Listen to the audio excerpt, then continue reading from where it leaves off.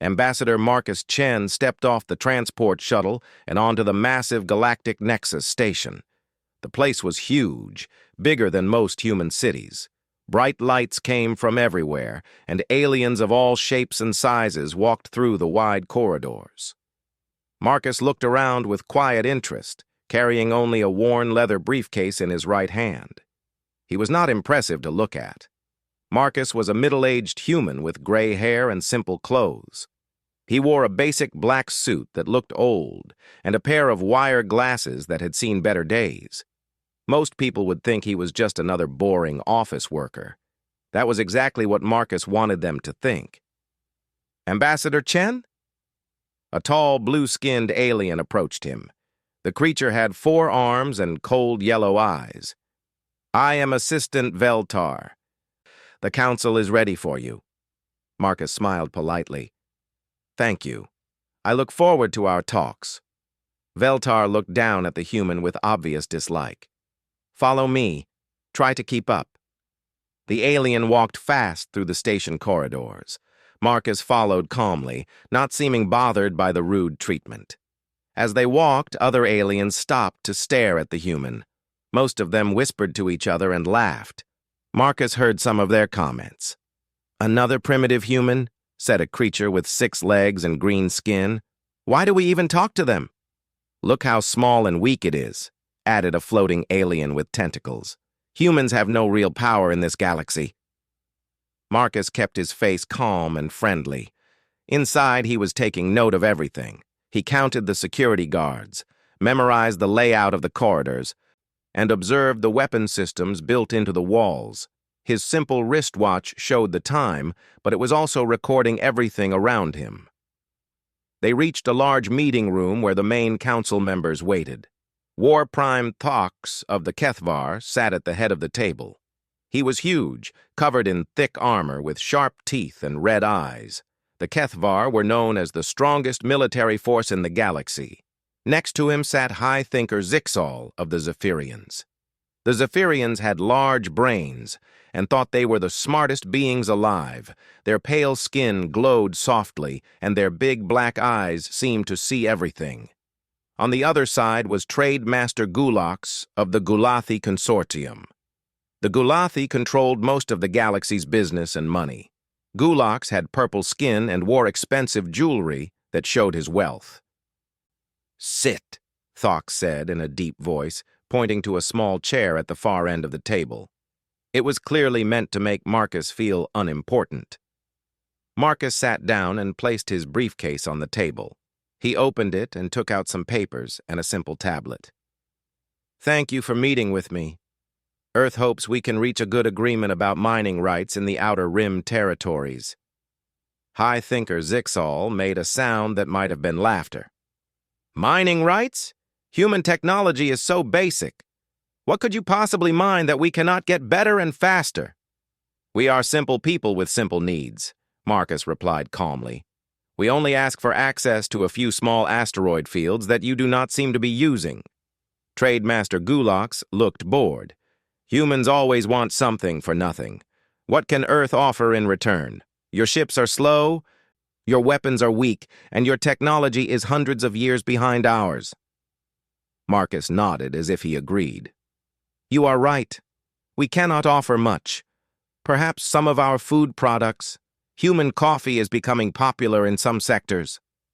The aliens looked at each other and shook their heads. War Prime Thox leaned forward. "Tell me, human, how many ships does Earth have?" "In our exploration fleet, about 50 vessels," Marcus answered honestly. 50, Thox repeated with a growl that sounded like laughter. "The Kethvar have 10,000 warships. Each one could destroy your entire fleet." "I do not doubt that," Marcus said quietly. He glanced at his wristwatch, checking something that looked like the time. High Thinker Zixal tapped his fingers on the table. "Why should we waste our time with such a weak species? Humans have been in space for, 300 years? We have been traveling the stars for 10,000 years. "You have much experience," Marcus agreed. "That is why Earth values your wisdom." The meeting continued for hours. The aliens made it clear that they thought humans were nothing. They talked about humanity as if Marcus was not even there. They discussed how weak human weapons were, how slow human ships moved, and how small human territory was compared to theirs. Marcus listened to it all with a patient smile. He took careful notes on his tablet and asked polite questions. Sometimes he would nod as if learning something new, though nothing they said surprised him. "Your military must be very small," Trademaster Gulak said during a break in the talks. "How could humans defend themselves if someone attacked Earth?" Marcus looked thoughtful. "We would do our best. Humans are good at adapting to difficult situations." "Adapting?" Warprime Thox laughed, showing his sharp teeth. "Against real military power, your species would surrender in days." "Perhaps," Marcus said softly. "We prefer to avoid fighting when possible." As the day went on, the aliens became more open about their low opinion of humans. They seemed to forget that Marcus was there, talking about how easy it would be to take over human space if they wanted to. Marcus continued to be polite and humble. He asked for very little and seemed grateful for any small consideration. The aliens began to think he was exactly what he appeared to be, a weak diplomat from a weak species. But if they had known how to read the data on Marcus's wristwatch, they would have been very worried. The simple-looking device was recording everything. It was mapping the station's defense systems, counting the guards, and tracking the patrol schedules. Marcus was not just listening to their words. He was studying their body language, learning their personalities, and understanding their weaknesses. Every insult they threw at humanity was another piece of information he stored away. When the first day of talks ended, Marcus thanked them all politely. "I hope we can continue our discussions tomorrow. Earth is very interested in peaceful cooperation." "Of course you are," Warprime Thox said with contempt. "Weak species always want peace." Marcus smiled and gathered his papers. As he walked back to his guest quarters, he looked like any tired diplomat after a long day of boring meetings. But his wristwatch was busy sending encrypted messages to certain people who were not diplomats at all. The galaxy was about to learn something important about humans. But not yet.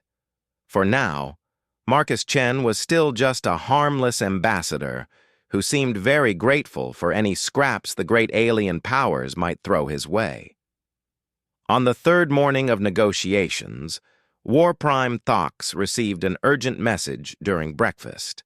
His red eyes grew brighter as he read the report on his personal communicator.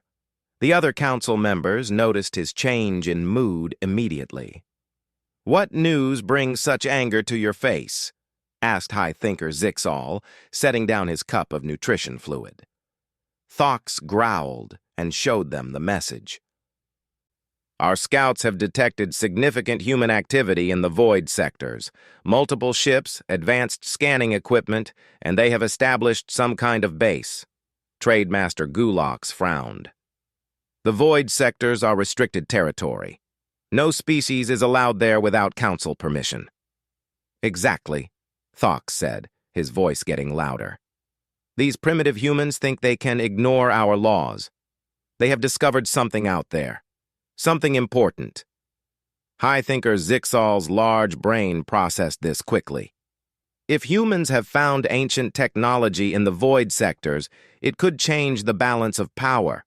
Their weak military could become dangerous. "Not if we stop them now," Thox said, standing up. His massive frame cast a shadow across the table. "Today we teach these humans their proper place in the galaxy." Meanwhile, Marcus Chen was in his guest quarters, reading reports and preparing for another day of talks. His room was simple and small, showing how little the council thought of human importance. Marcus did not mind. He had stayed in much worse places during his career. A soft chime told him someone was at his door. Marcus opened it to find Assistant Veltar with 6 armed guards behind him. "Ambassador Chen," Veltar said with fake politeness. The Council requests your immediate presence in the main conference room. Marcus noticed the guards were carrying weapons and wearing combat armor. Of course, let me gather my papers. That will not be necessary, Veltar said. Come now. The walk to the conference room felt different this time. The corridors seemed more tense, and Marcus saw more security guards than before.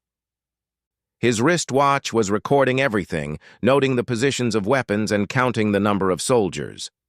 When they reached the conference room, Marcus found all 3 council members waiting for him. Their faces were serious and angry. War Prime Thox stood while the others remained seated. Sit down, human, Thox commanded. Marcus took his usual chair at the end of the table. How may I help the council today? You can start by explaining what your ships are doing in the void sectors, Thox said, his voice full of threat. Marcus looked confused. I am not aware of any human ships in restricted areas. Earth's exploration fleet is conducting scientific research in approved sectors. High Thinker Zixal leaned forward. Do not lie to us. We have proof of human vessels in the void sectors, large numbers of ships, advanced equipment, and permanent installations. That sounds serious, Marcus said calmly. But I am only a diplomatic representative. I do not control military or exploration operations. Trade Master Gulax laughed coldly. How convenient! The diplomat knows nothing about what his people are really doing. War Prime Thox walked around the table until he stood directly behind Marcus. Here is what will happen, human. You will contact your government immediately. You will order them to remove all ships from the void sectors. They will abandon any claims to whatever they found there. Marcus turned in his chair to look at the massive alien. And if Earth's government chooses not to do this? Then you will remain here as our guest until they see reason, Thox said with a cruel smile. A very long stay, I think. Suddenly, the lights in the room changed color.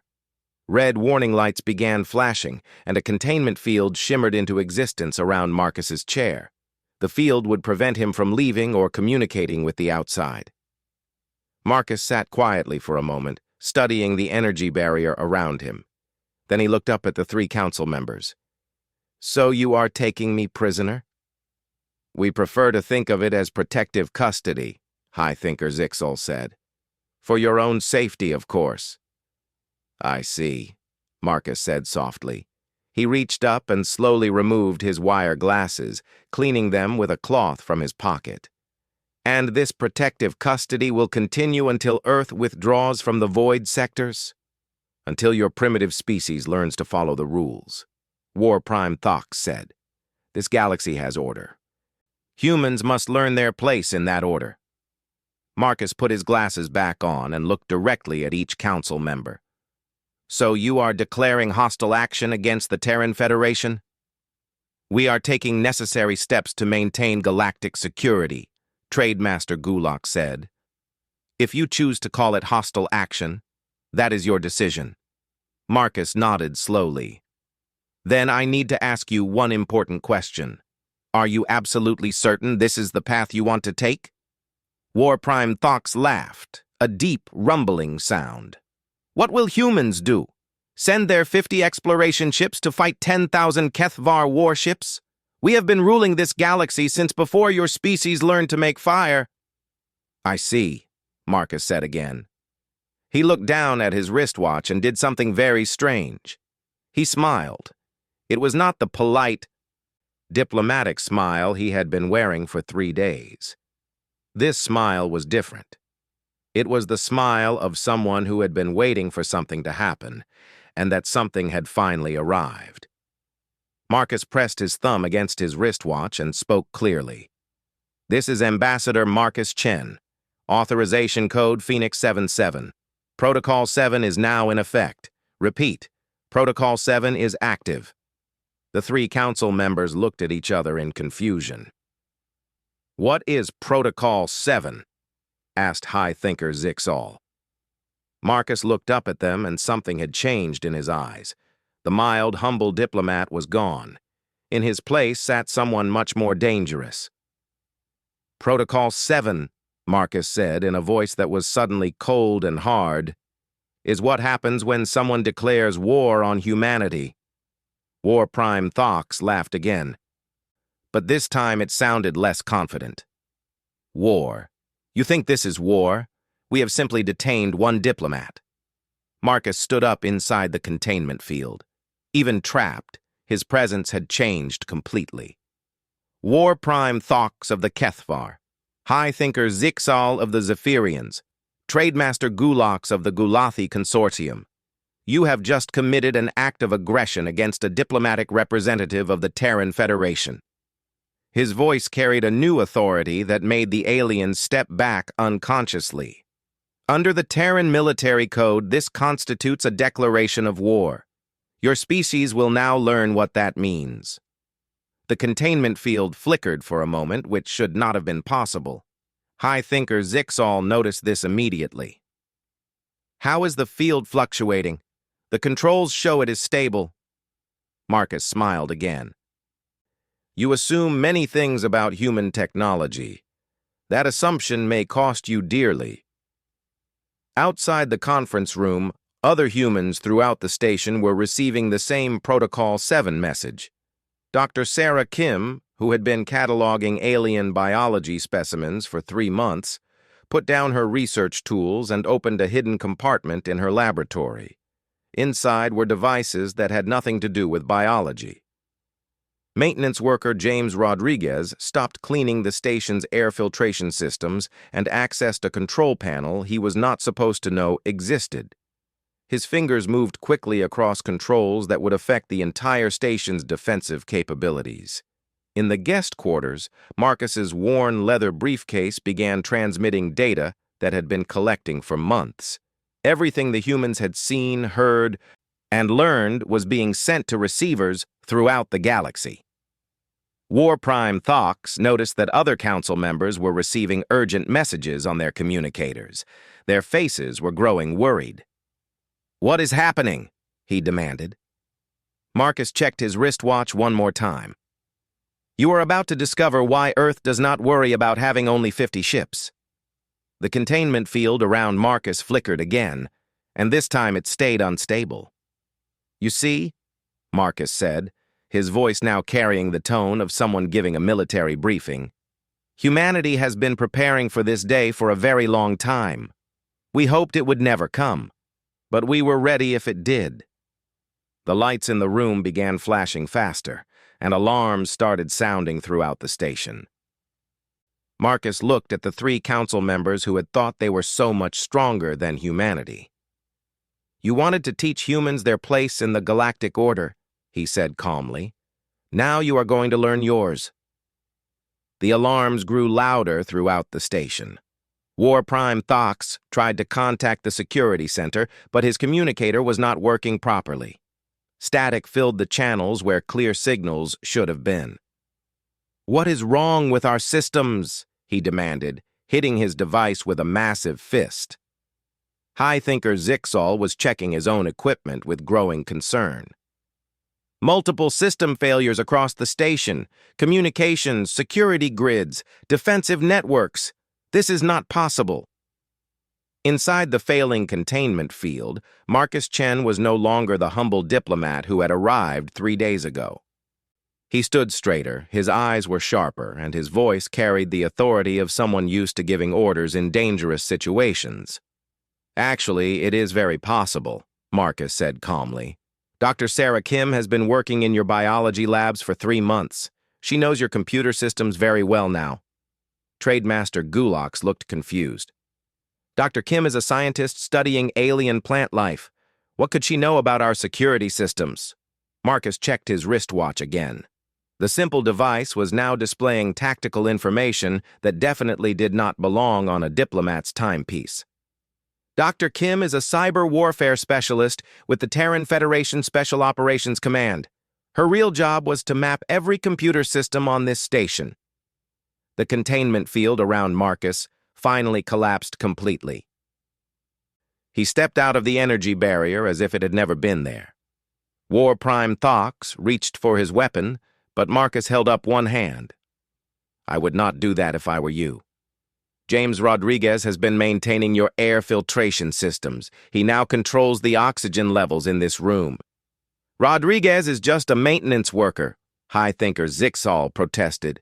James Rodriguez is a former Terran Marine Corps demolition expert, Marcus replied. He can turn this entire section of the station into vacuum in about 30 seconds. As if to prove his point, the air circulation in the room changed. The three aliens could feel the difference immediately. Marcus walked to the conference table and sat down in War Prime Thox's chair at the head. He opened his leather briefcase, but instead of diplomatic papers, it contained advanced communication equipment. You see, Marcus said as he activated the devices, Earth sent 3 people to this station, a diplomat, a scientist, and a maintenance worker. At least that is what your security files say. He pressed a series of buttons on the communication array. The truth is quite different. Earth sent a special operations admiral, a cyber warfare specialist, and a combat engineer. War Prime Thox was breathing heavily now, his red eyes showing something that might have been fear for the first time. You are lying. Our intelligence services would have detected military personnel. Marcus smiled coldly. Your intelligence services are not as good as you think. Dr. Kim, please confirm your actual identity. A voice came through the communication system, speaking from somewhere else on the station. This is Lieutenant Colonel Sarah Kim, Terran Federation Special Operations Command Cyber Division. Station security systems are now under human control. Trademaster Gulax tried to use his communicator to call for help, but only static came through. How is this possible? We scanned all the humans when they arrived. You scanned for weapons and military equipment, Marcus explained. But you did not understand what you were looking at. My briefcase has been recording everything for months. Sarah's research equipment included some very advanced computer viruses. James's maintenance tools could rebuild your entire defense grid if necessary. He activated another control on his communication array. James, please introduce yourself properly. Another voice joined the conversation. Master Sergeant James Rodriguez, Terran Federation Marines Engineering Corps. I have been mapping every critical system on this station for 3 months. I can shut down life support, weapons, or engines with a few button presses. High Thinker Zixal's large brain was working quickly now, understanding the full scope of what had happened. You have been planning this for months. The diplomatic mission was fake. Marcus shook his head. The diplomatic mission was real.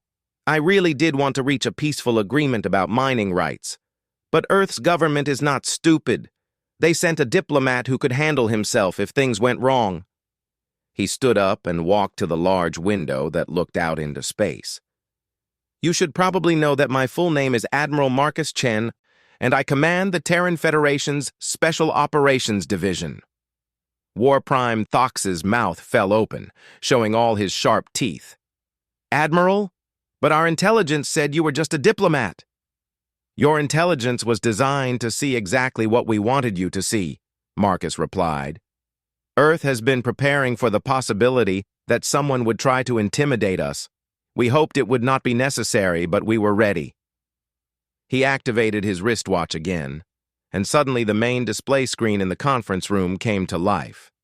It showed a star map of the local galaxy with hundreds of red dots moving through space. Those red dots represent human vessels, Marcus explained. Your scouts were correct about activity in the void sectors, but they greatly underestimated the size and nature of that activity. Trademaster Gulax stared at the display in shock. There are thousands of ships. You said Earth only had 50 vessels. Earth has 50 exploration ships, Marcus corrected. But the Terran Federation has much more than that. Those exploration ships were scouts, preparing the way for what you see now. The display zoomed in on various sections of the galaxy. What the aliens had thought were human research stations were revealed to be military bases. Ships they had dismissed as slow cargo vessels were deploying weapon systems. For the past 2 years, Marcus continued, humanity has been positioning assets throughout this galaxy. Every human trader, scientist, and diplomat has been gathering intelligence and preparing for the possibility of conflict. High thinker Zixol was studying the tactical display with growing horror. Those positions. You have surrounded our home systems. Marcus nodded. We learned an important lesson from Earth's history. When you are smaller and weaker than your enemies, you do not fight them head-on. You fight them smart. He pointed to specific locations on the star map. Human cargo ships have been delivering supplies to seemingly random locations for months. Those supplies are now revealed to be weapon platforms. Our merchant vessels were actually military transports in disguise. War Prime Thox tried to contact his fleet commanders, but his communications were still blocked. You cannot defeat the combined military might of 3 galactic powers. We have tens of thousands of ships. Yes, Marcus agreed. But your ships are in the wrong places, protecting against the wrong threats. You prepared to fight the weak human fleet you thought existed. You are not prepared to fight the actual Terran Federation military. The communication system activated again, and Dr. Kim's voice filled the room. Admiral, I have successfully infiltrated the Council's military communication networks. Their fleet commanders are receiving some very confusing orders right now. Marcus sat back down in the chair that belonged to War Prime Thox. Sarah has been studying your computer systems for 3 months. She now understands them better than your own technicians do. Master Sergeant Rodriguez's voice joined the conversation. Admiral, station defensive systems are offline. I can restore them at your command, or I can make sure they stay offline permanently. Trademaster Gulax was beginning to understand the full scope of the trap they had walked into. You planned this entire confrontation. You wanted us to attack you. Marcus considered this. Not exactly. We hoped you would be reasonable and accept a peaceful agreement. But Earth's leaders know that powerful species often prefer to use force rather than negotiation. We prepared for that possibility. He activated another display that showed the current status of all 3 Council homeworlds. Right now, human assets near your home systems are powering up weapons that you did not know existed. Your own security forces cannot stop them, because they do not know where the threats are coming from. War Prime Thox was finally beginning to show real fear. What do you want from us? Marcus looked at him with the cold eyes of a military commander. Right now, I want you to understand that you have made a very serious mistake. You attacked a diplomatic representative of the Terran Federation. In human law, that is an act of war. He stood up again and walked around the table, stopping in front of each council member. You thought humanity was weak because we have fewer ships than you. You were wrong. You thought we were primitive because our technology looked simple. You were wrong. You thought we were harmless because we asked for so little. You were very wrong. The tactical display updated, showing more human ships decloaking throughout Council space. The red dots were everywhere now, in positions that would allow them to strike at critical infrastructure. Marcus sat back down and activated his communication array one final time. This is Admiral Chen to all Terran Federation forces. Status report. Voices began responding from across the galaxy. Ship commanders, base commanders, and special operations teams all reported that they were in position and ready for action. War Prime Thox listened to the reports and realized that humanity had been planning this for years. Every aspect of their seemingly peaceful expansion had been preparation for military action. Now, Marcus said, looking at the 3 aliens who had thought they were so much stronger than humanity, we are going to discuss the terms of your surrender. War Prime Thox stood up quickly, his chair falling backward with a crash. Surrender? The Kethvar do not surrender to anyone, especially not to weak humans. Admiral Marcus Chen looked at him with the calm expression of someone who had expected exactly this reaction. Dr. Kim, please show War Prime Thox the current status of his home fleet. The main display screen changed to show the Kethvar home system. Dozens of massive warships floated in formation around their military bases. But as they watched, strange things began happening to those ships. "What is wrong with my vessels?" Thox demanded, staring at the screen. Some of the Kethvar warships were turning in circles, unable to control their navigation systems. Others were shutting down completely, their engines going dark. A few were firing their weapons at empty space, as if fighting invisible enemies. Dr. Kim's voice came through the communication system with a tone of professional satisfaction. "I have been sending updated software to Kethvar ships for the past month. Your military thought they were receiving routine maintenance updates. Actually, they were receiving computer viruses that would activate when I gave the command." Marcus activated another control, and the display split to show multiple star systems. In each one, ships belonging to the 3 Council species were experiencing similar problems. "Your military computers now think that empty space contains enemy vessels," Dr. Kim explained. "Your weapon systems are firing at nothing while your real enemies remain invisible to your sensors." High Thinker Zixal was working furiously on his own communicator, trying to contact the Zephyrian science fleet. "This is impossible. Our security protocols are the most advanced in the galaxy." "Your security protocols were designed by people who think in straight lines," Marcus replied. "Humans think differently. We look for weaknesses that others miss."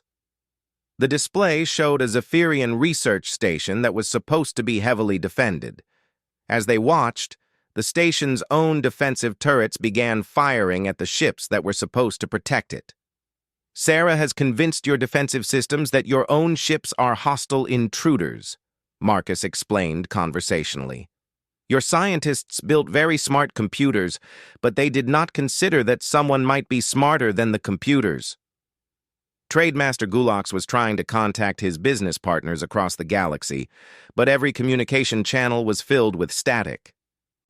"Our trade networks span thousands of systems. You cannot disrupt all of them." Master Sergeant Rodriguez's voice answered him from somewhere deep in the station. "Actually, sir, I can. Your trade networks depend on communication relays that I have been maintaining for 3 months. I know exactly how they work." The display changed again to show major Gulathi trading stations.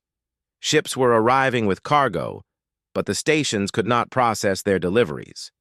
Loading docks were sealed shut, cargo transporters were moving goods to the wrong locations, and automated systems were rejecting perfectly valid transactions.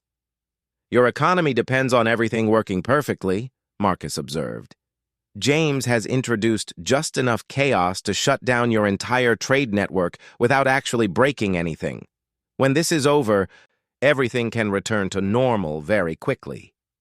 War Prime Thox was breathing heavily now, his red eyes wide with rage and growing fear. "You think these tricks will stop the entire Kethvar military? I will recall every ship, every warrior. We will hunt down every human in the galaxy." Marcus pressed a button on his wristwatch, and new voices joined the communication channel. "This is Captain Lisa Park of the TFS Retribution. Kethvar fleet movements are being monitored. Any ship attempting to approach human positions will be intercepted.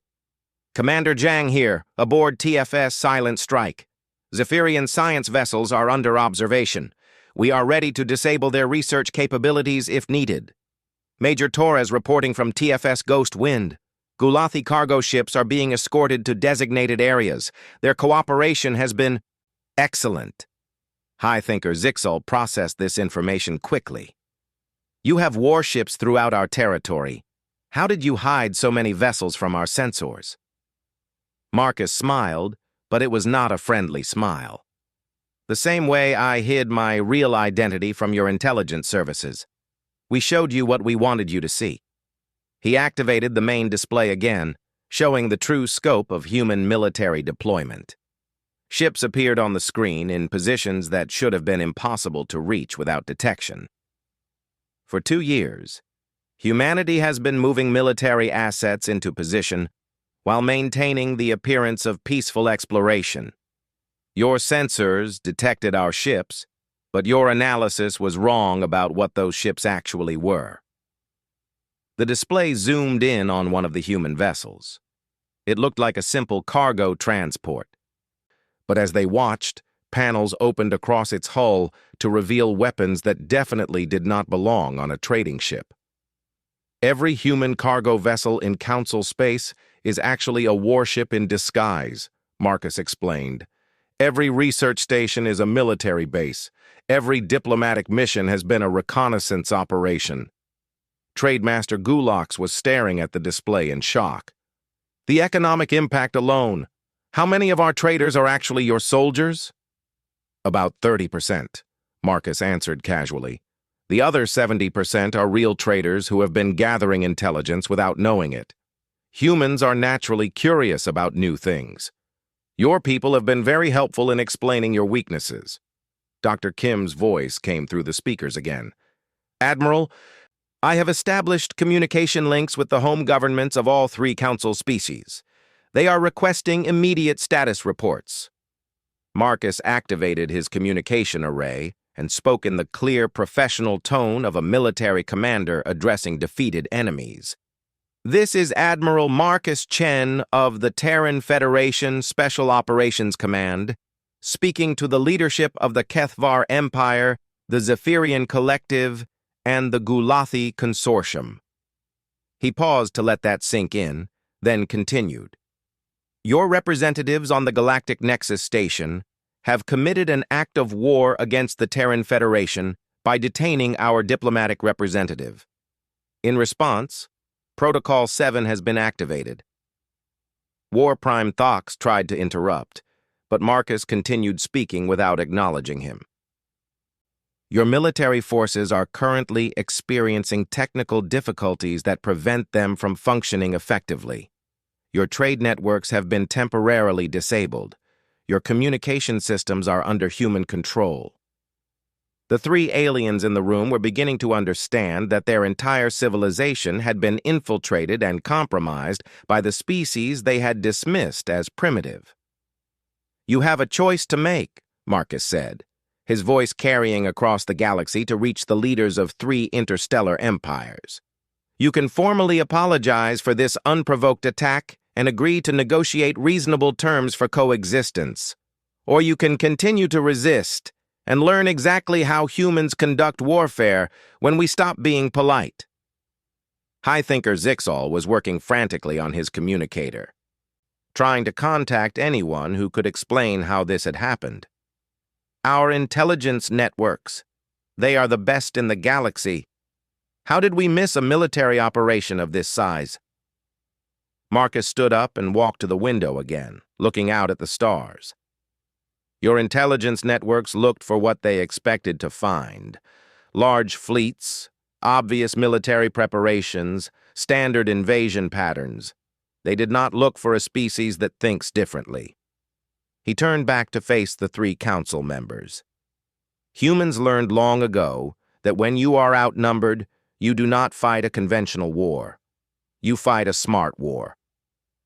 The communications system crackled, and voices began responding from the home governments of the 3 species. The tone of those voices was very different from the arrogant confidence the council members had shown just hours earlier.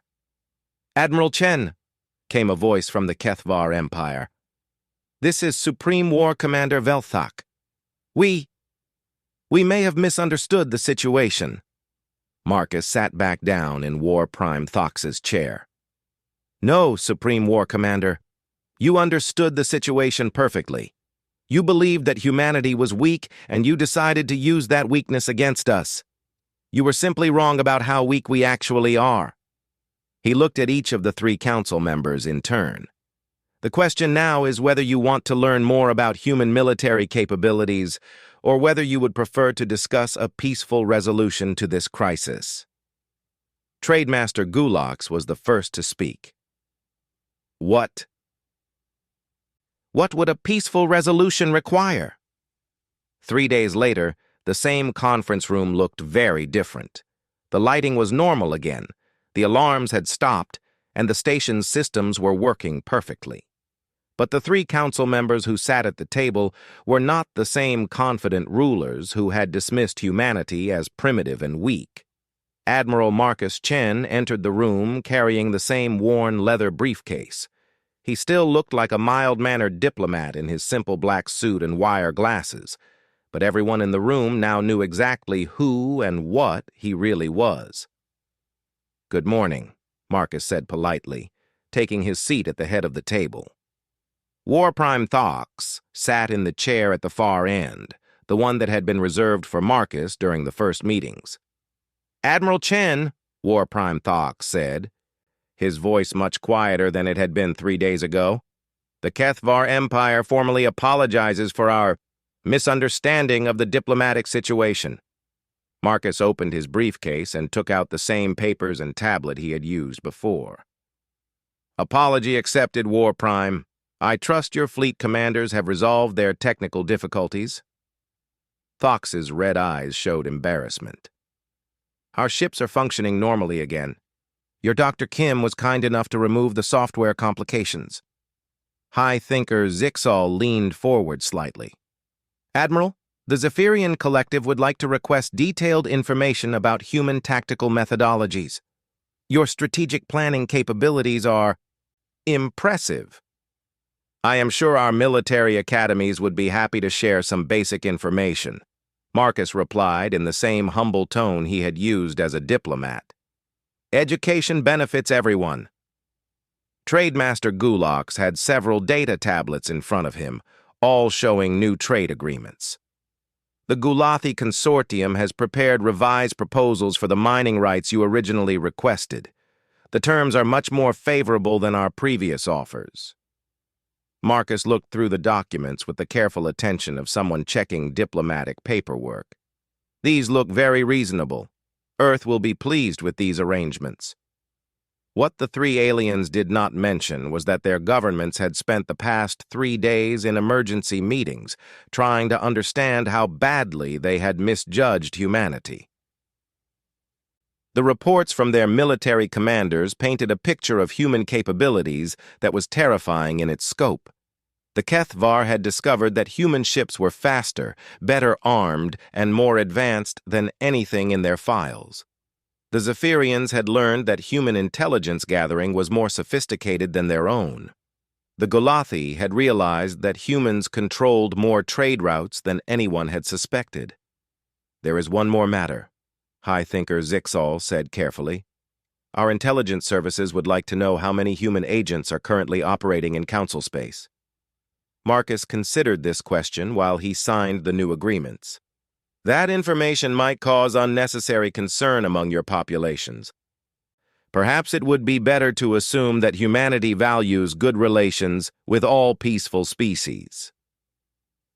The 3 council members understood the message clearly. Human agents would remain in place, watching and listening, ready to respond if anyone else decided to test human strength. Dr. Sarah Kim entered the room carrying a tablet with her research data.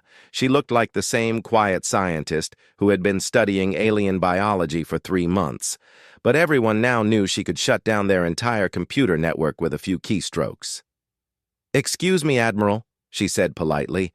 "I have completed my analysis of the local computer systems. Everything appears to be working properly now." Marcus nodded. "Thank you, Dr. Kim. Your research has been very valuable."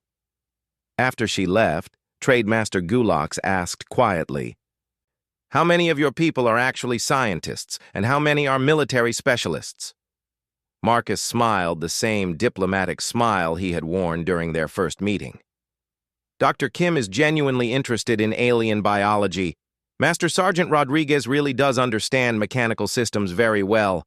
I truly am trained in diplomatic negotiations. The fact that we have other skills as well simply makes us more effective at our jobs." Master Sergeant Rodriguez appeared in the doorway, still wearing his maintenance worker uniform. "Admiral, the station systems are all running at optimal efficiency. No further maintenance should be needed for several months." "Excellent work, James," Marcus replied. Then he looked at the council members. "James has prepared detailed reports on the station's technical capabilities. I am sure your engineers will find his recommendations useful." War Prime Thox understood that the human maintenance worker now knew every weakness in their most secure facility. The communication system activated, and voices began reporting from across the galaxy. Human commanders confirmed that all systems were returning to normal operation. Trade resumed, military exercises concluded, and life went back to its regular patterns. But everyone involved knew that nothing was really the same as it had been before. "Admiral," High Thinker Zixal said carefully, "we understand that humanity has been conducting exploration operations in the void sectors. We hope this will not affect the stability of the region." Marcus looked thoughtful. "Earth's research teams have found some interesting archaeological sites in that area. Ancient technology, possible evidence of extinct civilizations, very fascinating from a scientific perspective." What he did not say was that those archaeological sites were now heavily fortified human military bases positioned to control access to the most strategically important region of the galaxy. "Of course," Trademaster Gulak said quickly, "the Council would not want to interfere with legitimate scientific research." "I am sure Earth's scientists appreciate your support," Marcus replied. War Prime Thox attempted to restore some dignity to the situation. "The Kethvar Empire hopes that this incident will not damage future relations between our peoples." Marcus packed his papers back into his briefcase. "Earth values peaceful cooperation with all species. We hope that future disagreements can be resolved through discussion rather than more dramatic methods." The three council members knew this was both a promise and a warning. Humanity would be peaceful as long as others respected that peace. But anyone who attacked humans or human interests would face the full force of what they now knew was one of the most dangerous military organizations in the galaxy. As the meeting concluded, Marcus stood up and shook hands with each council member. His grip was firm but not threatening, his manner polite and professional. "Thank you for your cooperation in resolving this situation," he said in the same humble tone he had used during their first meeting. "Earth looks forward to many years of productive relations with the Council." After the aliens left, Marcus remained in the conference room for a few minutes, looking out at the stars through the large window. Dr. Kim and Master Sergeant Rodriguez joined him. "Mission accomplished?"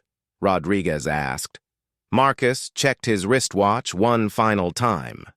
The device still looked like a simple timepiece, but now everyone knew what it really was. "Mission accomplished," he confirmed. "The galaxy now understands that humans are not as harmless as we appear to be." Dr. Kim was already thinking about their next assignment. "What happens now?"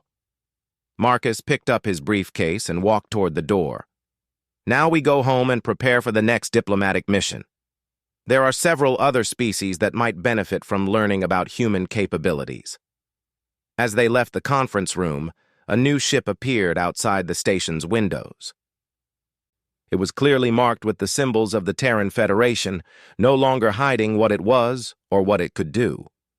The ship's arrival sent a message that traveled quickly throughout the galaxy. Humanity was no longer pretending to be weak. They had revealed their true strength, and they were not afraid to use it if necessary. But they still preferred to be peaceful. They still wanted to trade and explore and learn about other species. They just wanted to do it as equals, not as the weak junior partners that others had assumed them to be. Marcus Chen walked through the station corridors one last time, nodding politely to the aliens he passed. They looked at him with new respect and considerable fear. The humble diplomat was gone, replaced by the knowledge that they were looking at one of the most dangerous humans in the galaxy. But Marcus still looked like a mild-mannered office worker carrying an old briefcase. That was the most frightening thing of all. If this ordinary-looking human was actually a military admiral, what about all the other humans scattered throughout Council space? The galaxy had learned an important lesson. There were no harmless humans. There were only humans who had not been threatened yet. And now everyone knew what happened when you made the mistake of threatening them.